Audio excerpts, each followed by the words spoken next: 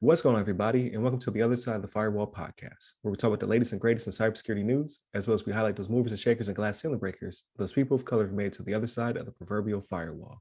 My name is Ryan Williams, and as always, I'm joined by Shannon Tynes. What's up? What's up? What's going on? So welcome to another episode. Definitely continue to tune in throughout the week. So this is Tuesday's episode. If you missed Mondays, please go back where we talk about how the Hive ransomware gang or syndicate or whatever you want to call it, the cabal was disrupted by 13 countries, and how they had their infrastructure seized and their decryption keys given out to those who were impacted. So definitely a good article or a good topic based upon an article for you to tune into. And then Wednesday, which will be the next episode, we'll talk about how Howard University was selected by the United States Air Force to help with the autonomy technology for military systems. So, and how that will be funded and for how long. So definitely tune in for that.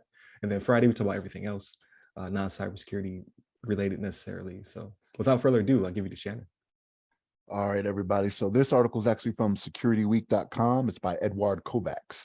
And it's called Dozens of Cybersecurity Companies Announced Layoffs in Past Year, right? So one of the most recent announcements was made by a company called Sophos. I guess is how you say it, S-O-P-H-O-S.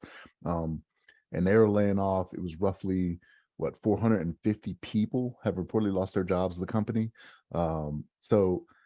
Here's the thing. So in this article, they list other companies, right? Like Sophos was just the most recent one, but you got Jumio, Lacework, OneTrust, IronNet, Aqua Security, just to name a few, right? And so for each one of these, I went and took a look, right? So this was what was kind of weird to me. So they're laying off.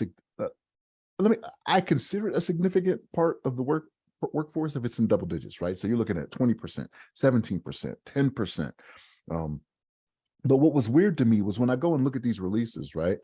In the articles, it talks about how these companies just recently raised money, right? So these companies went out there, raised money saying, hey, we perform this service, this, that, and the third, blah, blah, blah. People start to invest in them. And then all of a sudden they're laying off the workforce. And I'm like, well, what's going on here, right? Like, we know we need cybersecurity, right? Like this is something that is absolutely needed in the world today, right? And in one of them, I read that they were talking about, the ease up of COVID and the working from home, makes it to where it's not necessarily required as much. And that's where I disagree, right? So it's not like just because people aren't working from home, like the services for these cybersecurity companies aren't really needed, right? So I just think we're going the wrong way with this, is to think that I think this is a short-term solution for something that's going to be a long-term problem, right? People are not going to stop going after companies and individuals even, right? That these companies may be helping. And this is kind of terrible to me. And I've seen this before, and I was reading an article recently where there was a guy who did not, was it Nintendo? Yes. Yeah, Nintendo. Yeah. Mm-hmm. He did not lay off, workers when they started to have some financial problems, right? And it all kind of worked itself out in the end, right? He was like, hey, this is a short-term solution. And it's kind of like how it is with this, right? Like, bear through it. I know people want to have, they want to pay out the dividends to the stockholders and this, that, and the third, but it's like, it's going to cost you even more when that public trust is lost, because you've lost 20% of your workforce and now you can't complete the job that you say you do. Then you end up going bankrupt. You know what I mean? Like, I don't understand why this is the way they go. And it's okay, we got to let the jobs go. I realize people are expensive, right? You got the different insurances, you got to pay them. When it comes to IT and cybersecurity, like, they demand a salary that's kind of large, right? It may not be, a quick little 30,000 like you could pay somebody working in fast food or whatever, but this is just something they should not be doing. They shouldn't be doing this, because it's one of those things where we've talked about this in the past as well. Like, when it comes to cybersecurity, like, there are so many jobs out there that are needed, right? That need to be filled. But then you see stuff like this and you're like, well, wait a minute, what's the truth, right? So ISC squared, right? So the people that do CISP and other certifications, they actually had a study conducted, right? And what they said, let's see, let me find the quote here. So, according to the study conducted by the nonprofit ISC Squared, the global cybersecurity workforce is at an all-time high, right? With an estimated 4.7 million professionals. However, the study found an additional 3.4 million cybersecurity workers are needed. Well, if that's the case, why are all these people getting laid off, right?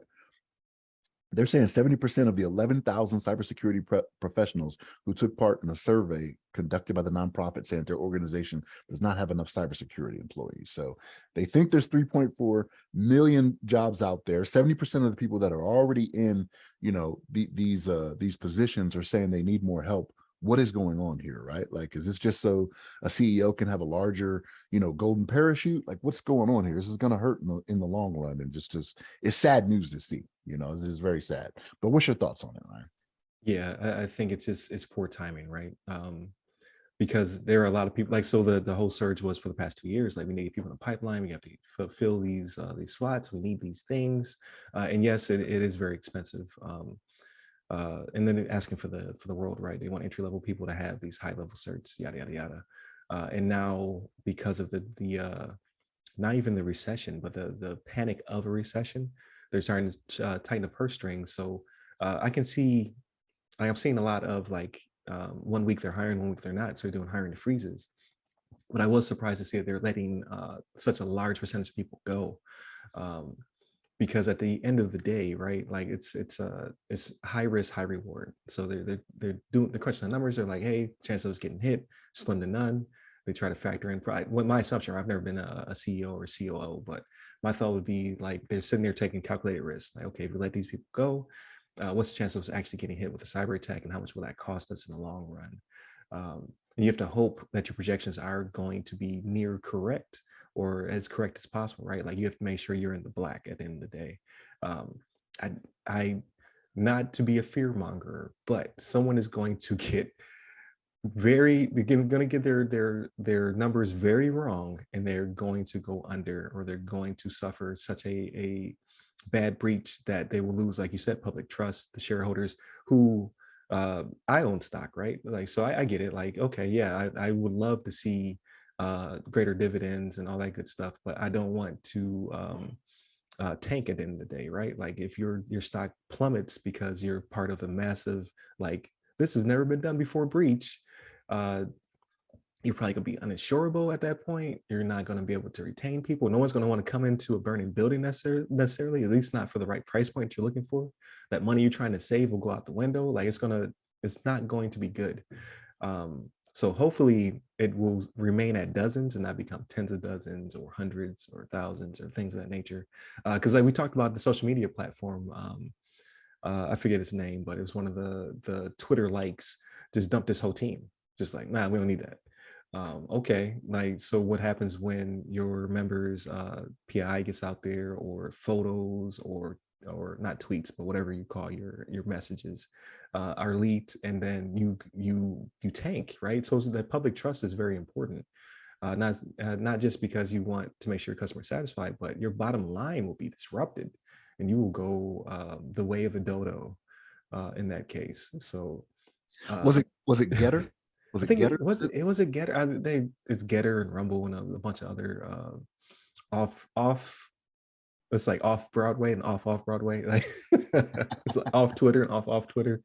Um, they're just gambling out here, and I get it. Like I can see it from a perspective. Like, okay, we have not been breached, so what's the chances of it happening? What's the chance of lightning striking? Very high, especially now that we talk about there has to be a pendulum, right? Like there has to be an ebb and flow to it. So we're down 41% of people paying. That's great. Cyber attacks are up though, because now they're trying to get that money back. We talked about yesterday, ransomware gangs are being disrupted. Those portals are coming down. Those keys are being distributed to the victims. Now they're hungry. So what's the chance of them attacking you with your fresh meat? Like, we need to get that money back.